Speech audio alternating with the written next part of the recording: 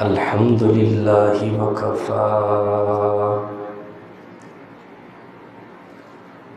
والصلاة والسلام على سيد الرسل وخاتم الأنبياء وعلى آله وأصحابه الأتقياء. أما بعد فأعوذ بالله من الشيطان الرجيم. بسم الله الرحمن الرحيم.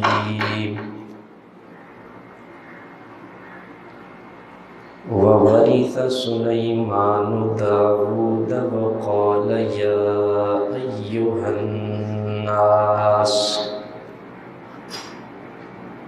علمنا منطق الطير وأوتينا من كل شيء إن هذا لهو الفضل المبين. صدق الله العظيم. اللهم صل على سيدنا ومولانا محمد وعلى آل سيدنا ومولانا محمد وبارك وسلم ثم صل عليه.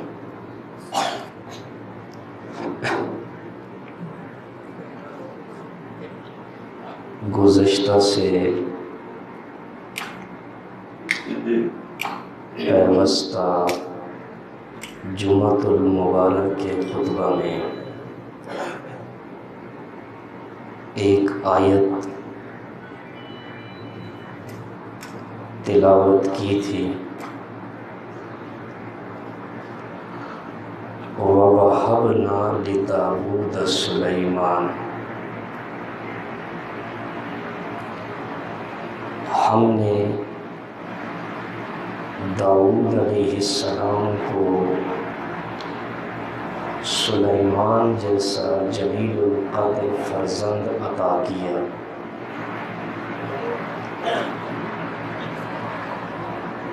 بیٹے تو داؤد علیہ السلام کے اور بھی تھے، لیکن اللہ نے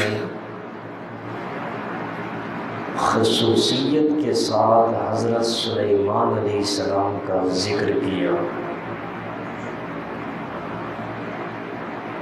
سلیمان علیہ السلام کو اللہ رب العزت نے بچپن ہی سے فہم و دانائی، علم و حکمت اور فہم و فراست سے وافر حصہ عطا فرمایا تھا، اور لڑکپن ہی میں سلیمان علیہ السلام قوت فیصلہ سے مالا مال فرمائے گئے تھے. ان کی ذہانت اور ان کے قوت فیصلہ کی طرف قرآن کریم نے بھی اشارہ کیا ہے. 17واں پارہ سورہ انبیاء میں اللہ رب العزت نے اس واقعے کا ذکر کیا کہ ایک دفعہ 2 شخص مقدمہ لے کر حضرت داؤد علیہ السلام کی خدمت میں پیش ہوئے. مدعی نے داؤد علیہ السلام سے کہا کہ اس شخص کی بکریاں رات کے وقت میرے کھیت میں گھس گئیں اور میرے کھیت کو اجاڑ کر رکھ دیا. مدعا علیہ سے پوچھا گیا، اس نے اقرار کیا کہ واقعی اس کا نقصان ہوا ہے. داؤد علیہ السلام نے دونوں کا بیان سن کر فیصلہ فرما دیا کہ یہ ساری بکریاں کھیت والے کو دے دی جائیں تاکہ اس کا جو نقصان ہوا ہے اس کی تلافی ہو سکے۔ انہوں نے یہ فیصلہ فرما دیا، ساتھ سلیمان علیہ السلام بھی بیٹھے ہوئے تھے اور یہ فیصلہ سن رہے تھے۔ اپنے والد گرامی سے عرض کرنے لگے، اگر اجازت ہو تو میرے ذہن میں فیصلے کی ایک بہتر رائے موجود ہے۔ داؤد علیہ السلام بڑے خوش ہوئے کہ میرا بیٹا ہے، اگر اس کے ذہن میں اتنی اچھی رائے موجود ہے تو کیوں میں نہ سنوں۔ فرمایا اپنی رائے پیش کریں۔ سلیمان علیہ السلام نے کہا کہ یہ بکریاں عارضی طور پر کھیت والے کو دے دی جائیں، وہ ان بکریوں سے فائدہ اٹھائے، ان کا دودھ پیے، ان سے فائدہ حاصل کرے، اور بکریوں والے سے کہا جائے کہ وہ اس کے کھیت کو اپنی نگرانی میں لے لے، اس میں ہل چلائے، فصل اگائے، محنت کرے۔ جب یہ کھیت پھر اپنی اصلی حالت پر آ جائے تو کھیت والے کو دے دیا جائے، بکریاں بکریوں کے مالک کو دے دی جائے۔ اب سلیمان علیہ السلام کا فیصلہ اس لحاظ سے زیادہ بہتر ہے کہ دونوں آدمیوں میں سے کسی کو بھی اپنی چیز سے محروم نہیں ہونا پڑتا۔ اس کی کھیتی اپنی اصلی حالت پر آ گئی، وہ اسے مل گئی، بکریوں کے مالک کو بکریاں مل گئی۔ داؤد علیہ السلام نے جب یہ سنا تو بڑے خوش ہوئے اور اپنے بیٹے سلیمان علیہ السلام کے فیصلے کے مطابق فیصلہ فرما دیا۔ تو عرض کر رہا تھا کہ سلیمان علیہ السلام کو اللہ نے لڑکپن ہی سے قوت فیصلہ کی دولت سے مالا مال فرمایا تھا۔ جب یہ جوانی کی عمر کو پہنچے تو حضرت داؤد علیہ السلام کا انتقال ہو گیا۔ اللہ رب العزت نے حضرت سلیمان علیہ السلام کو نبوت اور رسالت اور حکومت دونوں میں حضرت داؤد علیہ السلام کا وارث اور جانشین بنا دیا۔ قرآن نے بھی اس کی طرف اشارہ کیا، 19واں پارہ ہے، سورہ نمل ہے، وَوَرِثَ سُلَيْمَانُ دَاوُودَ۔ حضرت سلیمان علیہ السلام داؤد علیہ السلام کے وارث بنے۔ لیکن یہ بات ذہن میں رکھیں کہ اس سے مراد مالی وراثت نہیں ہے۔ سلیمان علیہ السلام کوئی مال کے وارث نہیں بنے، جائیداد کے ساز و سامان کے وارث نہیں بنے، بلکہ وراثت سے مراد علم نبوت اور وراثت سے مراد داؤد علیہ السلام کی حکومت کے وارث بنے۔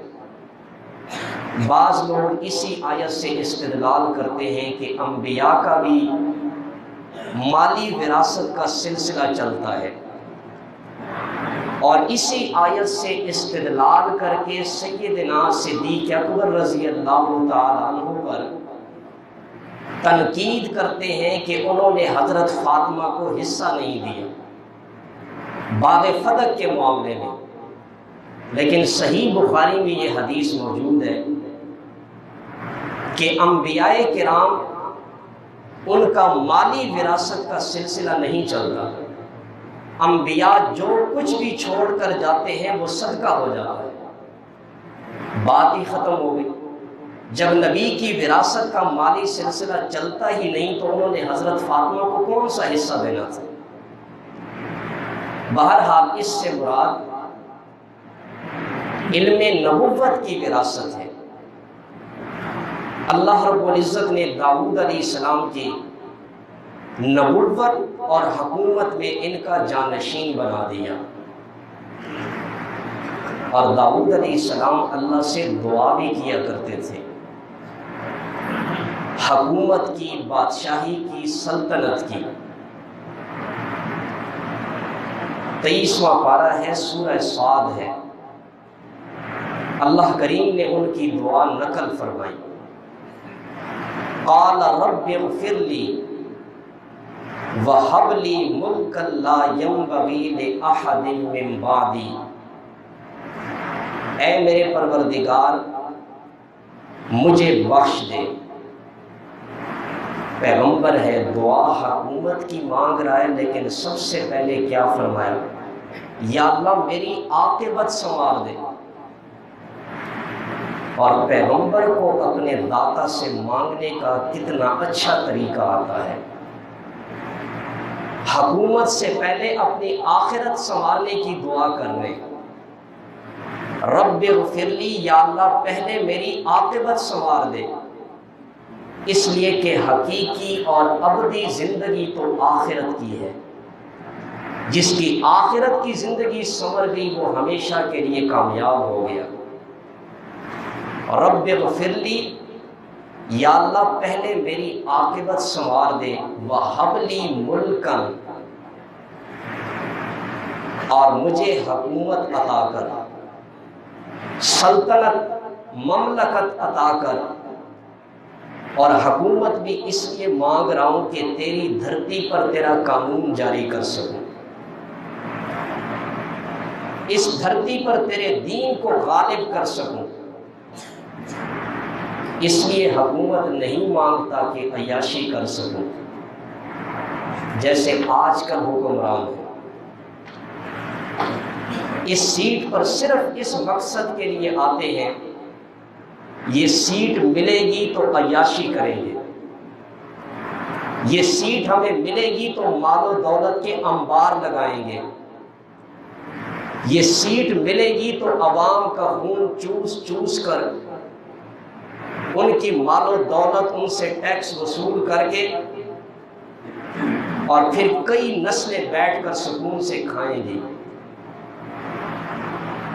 اور اس کا نتیجہ پھر آج ہمارے سامنے ہے۔ جس کے حکمرانی میں آنے کا مقصد عیاشی ہے، مال و دولت جمع کرنا ہے، آج وہ سب دیکھ رہے ہیں کہ عوام کے ساتھ کیا سلوک ہو رہا ہے۔ اللہ ہمیں مومن اور عادل حکمران نصیب فرمائے۔ تو حضرت سلیمان علیہ السلام نے دعا مانگی، یا اللہ مجھے حکومت عطا کر تاکہ میں تیری دھرتی پر تیرا قانون جاری کر سکوں، وقت کے فرعونوں کو سیدھا کر سکوں، اور ساتھ یہ بھی فرمایا لا ينبغي لأحد من بعدی، یا اللہ جو حکومت مجھے عطا کرے میرے سوا کسی شخص کے وہ حکومت لائق نہ ہو، بے مثال حکومت عطا فرما۔ انک انت الوہاب، یقیناً تو بڑا ہی دینے والا ہے۔ یہ وہاب کس کی صفت ہے؟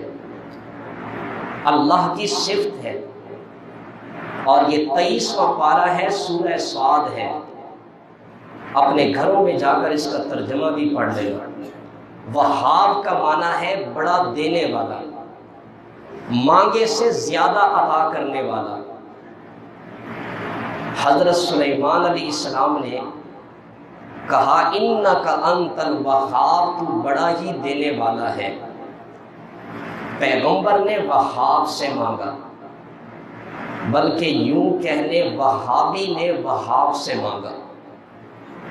آج لوگوں کے ہاں وہابی ایک گالی بن چکی ہے، فلاں وہابی ہے۔ انصاف سے بتائیں یہ اللہ کی صفت ہے۔ وہاب کا معنی ہے بہت دینے والا، اور اس وہاب کے آخر میں یا نسبت کی لگا دے وہابی۔ اب ایک شخص لاہور کا رہنے والا ہے، آپ اسے کہتے ہیں یہ لاہوری ہے، کیا مطلب؟ لاہور کا رہنے والا ہے۔ اسی طرح وہابی کا معنی ہے اللہ والا۔ یہ کوئی گالی نہیں ہے، یہ خوش قسمتی ہے کہ ہمیں کوئی کہے کہ یہ وہابی ہے، یہ اللہ والا ہے۔ لیکن یہ چیزیں سمجھ آتی ہیں جس کو اللہ ہدایت نصیب فرما دے۔ انک انت الوہاب، یقیناً تو بڑا ہی دینے والا ہے۔ جب اس وہابی پیغمبر نے وہاب سے حکومت مانگی تو پھر اللہ نے بھی ایسی حکومت عطا فرمائی کہ پھر کائنات میں اس کی مثال بھی نہیں ملتی۔ اللہ نے حکومت عطا فرمائی، ایسی حکومت کہ دھرتی پر بھی حکومت، انسانوں پر بھی حکومت، حیوانوں پر بھی حکومت، پرندوں پر بھی حکومت، جنات پر بھی حکومت، حتیٰ کہ کائنات کی ہر چیز پر سلیمان علیہ السلام کو اللہ نے حکومت عطا فرمائی۔ اس لیے آگے اللہ کریم فرماتے ہیں فَسَخَّرْنَا لَهُ الرِّيحَ، ہم نے ہوا کو ان کے تابع کر دیا تھا۔ سلیمان علیہ السلام کی حکومت ہوا پر بھی چلتی تھی، ہوا ان کے ماتحت تھی، ان کی پابند تھی، اور سلیمان علیہ السلام کو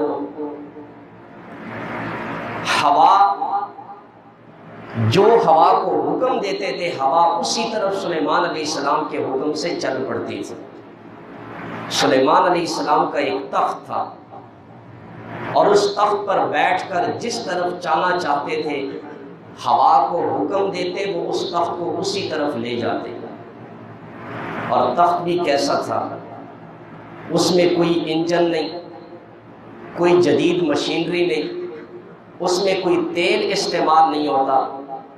ایسا تخت کہ بغیر انجن کے، بغیر مشین کے، بغیر تیل کے اللہ کے حکم سے ہوائی جہاز بن جاتا تھا اور ہوا کے دوش پر اڑتا چلا جاتا تھا۔ یہ سلیمان علیہ السلام کا معجزہ تھا، اور بعض لوگوں نے اس معجزے کا بھی انکار کیا ہے۔ جو لوگ پیغمبر کے معجزے کو اپنی عقل سے پرکھتے ہیں وہ معجزوں کے منکر بن جاتے ہیں، حالانکہ پیغمبر کا معجزہ بنتا ہی تب معجزہ ہے کہ وہ عقل سے ماورا ہو، ایسا کام کر کے دکھائے پیغمبر کے مخلوق والے اس سے عاجز ہو۔ اور سلیمان علیہ السلام کا یہ تخت جو ہوا میں اڑتا تھا، کتنی تیزی سے سفر کا طے کرتا تھا، اللہ نے اس کا بھی قرآن میں ذکر کیا۔ وَلِسُلَيْمَانَ الرِّيحَ غُدُوُّهَا شَهْرٌ وَرَوَاحُهَا شَهْرٌ، ہم نے ہوا کو سلیمان کے تابع کر دیا، اور یہ سلیمان علیہ السلام کے تخت کو اتنی تیزی سے ہوا لے کر جاتی تھی کہ 1 مہینے کا سفر صبح کے تھوڑے سے وقت میں طے ہوتا، اور 1 مہینے کا سفر شام کے تھوڑے سے وقت میں طے ہوتا۔ گویا 1 دن میں سلیمان علیہ السلام کا تخت 2 مہینوں کا سفر طے کرتا تھا۔ یہ بھی اللہ نے اپنی قدرت دکھائی ہے، پیغمبر کا معجزہ دکھایا ہے۔ تو سلیمان علیہ السلام کو اللہ نے ہوا پر بھی حکومت عطا کی تھی، اور پرندوں کی بولیاں سمجھتے تھے۔ یہ حضرت سلیمان علیہ السلام کی خصوصیت ہے کہ انبیاء کی جماعت میں واحد پیغمبر ہیں جو پرندوں اور چیونٹیوں کی زبانیں سمجھتے تھے۔ وَوَرِثَ سُلَيْمَانُ دَاوُودَ وَقَالَ يَا أَيُّهَا النَّاسُ عُلِّمْنَا مَنطِقَ الطَّيْرِ، سلیمان علیہ السلام فرماتے ہیں لوگوں ہمیں پرندوں کی بولیاں سکھائی گئی ہیں، ہم پرندوں کی زبان سمجھتے ہیں۔ اور پھر اللہ نے ساتھ ایک واقعہ نقل کیا کہ وہ کیسے پیغمبر پرندوں کی بولیاں سمجھتے تھے۔ حُشِرَ لِسُلَيْمَانَ جُنُودُهُ مِنَ الْجِنِّ وَالْإِنسِ وَالطَّيْرِ، لشکر سلیمانی تیار ہوا، اس لشکر میں انسان بھی ہیں، جنات بھی ہیں، پرندے بھی ہیں، اور یہ لشکر اپنے کام کے لیے چل پڑا۔ حَتَّى إِذَا أَتَوْا عَلَى وَادِ النَّمْلِ، سلیمان علیہ السلام جب اپنے لاؤ لشکر سمیت ایک ایسی وادی میں پہنچے جہاں کثرت سے چیونٹیاں تھیں، گویا وہ چینٹیوں کی بستی تھی۔ سلیمان علیہ السلام کا لشکر جب چینٹیوں کے بستی کے قریب پہنچا، قالت نملۃ، قرآن کہتا ہے چینٹیوں کی ملکہ کہنے لگی، یا ایھا النمل، اے چینٹیوں، ادخلوا مساکنکم، اپنے بلوں میں سوراخوں میں جلدی جلدی داخل ہو جاؤ۔ آپ اس سے ذرا اندازہ لگائیں کہ ایک ملکہ ہے چینٹیوں کی، اسے اپنی رعایا کی کتنی فکر ہے۔ چینٹیوں کی ملکہ کو اپنی رعایا کے ساتھ کتنی خیرخواہی تھی کہ میری رعیت میں سے کوئی مارا نہ جائے۔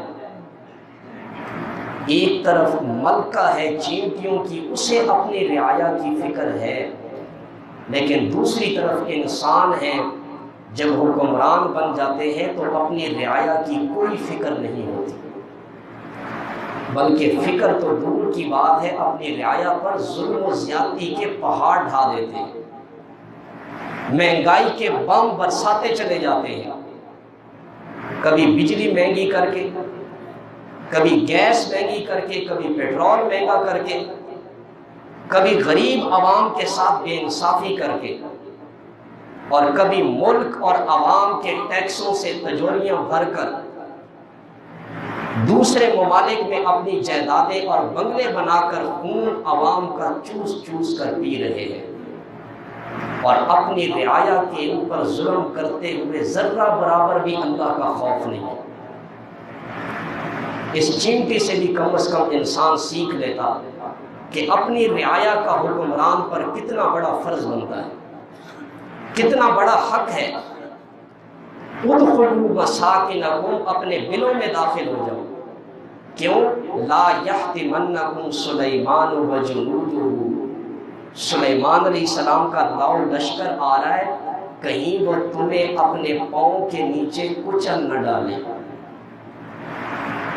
ذہنوں میں ایک سوال ہوتا ہے، سوال یہ ہوتا ہے کہ ملکہ چینٹی، ادھر آپ کہہ رہی ہیں کہ اللہ کے پیغمبر آ رہے ہیں، پیغمبر کے صحابی اس کے ساتھ ہیں، اللہ کا پیغمبر ہو، اس کے صحابی ہو، وہ ہم جیسی معصوموں پر ظلم و زیادتی کیسے کر سکتے ہیں؟ ہمیں اپنے پاؤں کے نیچے کیسے رون ڈالیں گے؟ یہ تو ظلم ہے، اور پیغمبر تو معصوم ہوتا ہے۔ ملکہ چینٹی کہنے لگی، زیادہ بات طویل کرنے کی ضرورت نہیں، میں نے کب کہا ہے کہ پیغمبر تمہیں اپنے پاؤں کے نیچے روند ڈالے گا؟ میں تو یہ کہتی ہوں لا یحطمنکم سلیمان وجنودہ، پیغمبر اور اس کے تربیت یافتہ صحابی تمہیں جب اپنے پاؤں کے نیچے کچلیں گے، وَهُمْ لَا يَشْعُرُونَ، انہیں اپنے پاؤں کے نیچے کا علم بھی نہیں ہوگا۔ ہمارے پاؤں کے نیچے کوئی چینٹی آئی ہے یا کیا چیز آئی ہے، پیغمبر کو، اس کے صحابہ کو اپنے پاؤں کے نیچے کا بھی پتہ نہیں ہوتا۔ یہ تو قرآن ہے، اس کی ایک ایک آیت وضاحت طلب کرتی ہے، اور آج اگر لوگ اس قرآن کو اپنے سینے سے لگا لیں تو عقائد خود بخود درست ہو جائیں، لیکن قرآن کو اپنے سینے سے نہیں لگانا، اس لیے کہ پھر دنیاوی یہ نظام کیسے چلے گا، یہ نذرانے پھر کیسے ملیں گے، یہ مولوی صاحب پہ ویل کون کرے گا؟ پھر مولوی صاحب جمعہ پڑھا رہے اور اوپر سے عوام الناس ویل کر رہی ہے، نوٹوں کی بارش ہو رہی ہے، یہ قرآن کا حق مسئلہ بیان کریں، پھر میں دیکھتا ہوں نوٹوں کی بارش ہوتی ہے یا جوتوں کی بارش ہوتی ہے۔ عوام کو پاگل بنا کر رکھا ہے، عوام کو قرآن سے دور رکھا ہے، اور یہ علماء اللہ کے ہاں بہت بڑے مجرم ہیں۔ یہ عالم کا حق ہے کہ وہ عوام کے سامنے حق مسئلہ بیان کرے۔ یہ ایک چینٹی ہے، چینٹی کا عقیدہ یہ ہے کہ اللہ کا پیغمبر عظمتوں والا پیغمبر ہے، خوبیاں رکھنے والا پیغمبر ہے، اس کا تخت ہوا میں اڑتا ہے، وہ پرندوں پر بھی حکومت کرتا ہے، جنات پر بھی حکومت کرتا ہے۔ وہ پیغمبر جتنی بھی خوبیوں اور کمالات کا مالک بن جائے پھر بھی پیغمبر عالم الغیب نہیں ہو سکتا۔ عالم الغیب صرف اور صرف کون ہے؟ اللہ کی ذات ہے۔ قُلْ لَا يَعْلَمُ مَنْ فِي السَّمَاوَاتِ وَالْأَرْضِ الْغَيْبَ إِلَّا اللَّهُ۔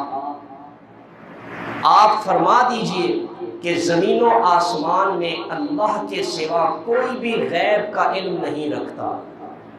غیب کا علم رکھنے والا صرف اللہ ہے، عالم الغیب صرف اللہ ہے۔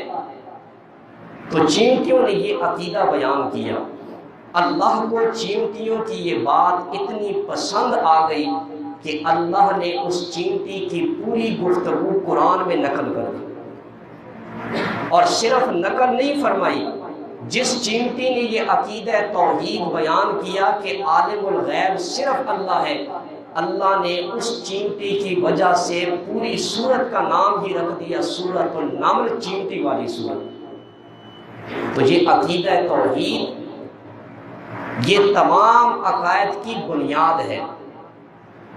اگر عقیدہ توحید نہیں، انسان کے بڑے سے عمل، بڑے سے بڑے اعمال بھی اللہ کے ہاں کوئی قبولیت نہیں رکھتے، کوئی اہمیت نہیں رکھتے۔ اور دوسرا دیکھ لیں، پیغمبر ہے، پیغمبر کو اپنے پاؤں کے نیچے کا علم نہیں ہے، اور ساتھ کیا کہتے ہیں حضرات کہ اولیاء کرام کی قبروں پہ جائیں تو وہ آنے والے شخص کو دیکھتے بھی ہیں، پہچانتے بھی ہیں، اور ایک جگہ میں نے یہاں تک الفاظ پڑھے ہیں کہ وہ دیکھتے ہیں داڑھی منڈا ہے تو اس کے سلام کا جواب بھی نہیں دیتے۔ یہ کون بیان کر رہے ہیں؟ مولوی صاحب۔ عوام کو کتنا بے وقوف بنا رکھا ہے۔ لیکن پھر کبھی کبھی سوچتے ہیں تو میں کہتا ہوں یہ عوام اس لائق ہے کہ ان کے ساتھ یہ سلوک کرے۔ کیا اللہ نے عقل نہیں دی؟ اللہ نے سمجھ عطا نہیں فرمائی؟ قیامت کے دن کیا عذر پیش کریں گے؟ اللہ نے تو نبی کی ذات پر پورا 30 پاروں والا قرآن نازل فرمایا کہ میرے پیغمبر کے امتی اس قرآن کو پڑھ کر اپنے عقائد درست کریں گے۔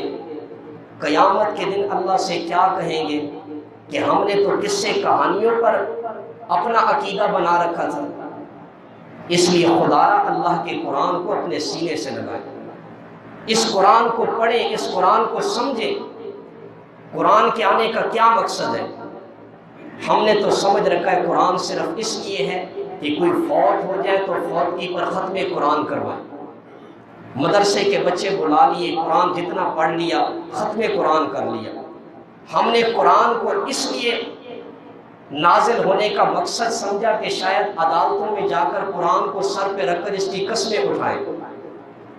ہم نے قرآن کے یہ مقاصد سمجھے، حالانکہ قرآن کا اصل مقصد جو اللہ نے بیان کیا وہ یہ ہے کتاب انزلناہ الیک۔ ہم نے اس قرآن کو آپ کی طرف اتارا، یہ مبارک کتاب ہے۔ میرے پیغمبر کس لیے اتارا؟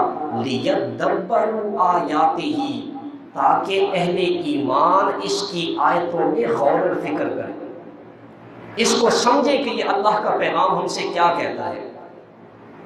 اور یہ یاد رکھیں قیامت کے دن اسی قرآن نے سفارش کرنی ہے۔ اگر آج اس قرآن کو اپنے سینے سے نہیں لگائیں گے تو قرآن کی سفارش کا عقیدہ اپنے تصور سے نکال لینا۔ تو عرض کر رہا تھا کہ اس چیونٹی ملکہ نے کہا کہ اے چیونٹیوں، اللہ کے پیغمبر تمہیں اپنے پاؤں کے نیچے جب کچلیں گے تو انہیں اپنے پاؤں کے نیچے کا علم بھی نہیں ہوگا۔ یہ سلیمان علیہ السلام کے 2 معجزے بیان کیے، بقیہ انشاءاللہ اگلے جمعہ۔ آخر دعوانا ان الحمدللہ رب العالمین۔